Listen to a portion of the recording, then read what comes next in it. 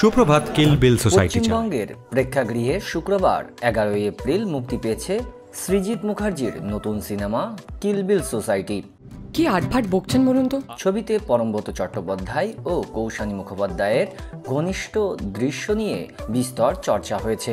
এই প্রসঙ্গে পশ্চিমবঙ্গের গণমাধ্যম সংবাদ প্রতিদিনকে দেওয়া সাক্ষাৎকারে কথা বলেছেন কৌশানী। শট শেষ হতে কোথায় যে উড়ে যাচ্ছে সবকিছু। কৌশানী জানান, নির্মাতা সৃজিত ছবিতে ঘনিষ্ঠ দৃশ্য শুট করা নিয়ে যথেষ্ট সচেতন ছিলেন।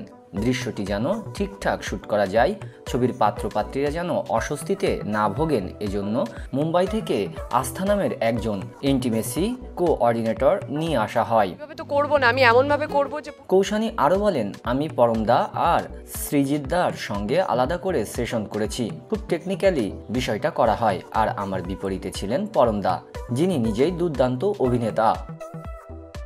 ছবিতে ঘনিষ্ঠ দৃশ্যের শুটিং নিয়ে কৌশানী বলেন, প্রযোজনা সংস্থা থেকে বলা হয়েছিল আমি যদি চাই তাহলে যত খরচই হোক তারা ইন্টিমেসি কোঅর্ডিনেটর নিয়ে আসবেন, সেটা তারা করেছেন।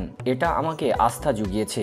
এটাও সত্যি যে একটা ছবিতে চুমু খেয়েছি বলে সব ছবিতে রাজি হয়ে যাব তেমন নয়, সেজন্য চিত্রনাট্যের দম থাকতে হবে। সাক্ষাৎকারে প্রশ্ন করা হয় কৌশানীর প্রেমিক অভিনেতা বনি সেনগুপ্তকে নিয়েও। কৌশানীর ঘনিষ্ঠ দৃশ্যে অভিনয় নিয়ে তিনি আপত্তি করেননি। অভিনেত্রী বলেন, বনির সঙ্গে আগেই কথা বলে নিয়েছি, সব স্বাস্থ্যকর সম্পর্কেই এটা দরকার। ওর যা বলার ও বলেছিল। আগে আমাদের সিদ্ধান্ত ছিল পর্দায় চুমুর দৃশ্যে অভিনয় করব না, এজন্য সিদ্ধান্ত নিতে একটু সময় লেগেছিল। তবে দুজনের মনে হয়েছে চরিত্রের জন্য এই সিনেমার ক্ষেত্রে এটা করা যায়। 13 বছর আগে মুক্তি পেয়েছিল হেমলক সোসাইটি। দীর্ঘ বিরতির পর সেই সিনেমারই সিকুয়েল কিল বিল সোসাইটি বানিয়েছেন সৃজিত।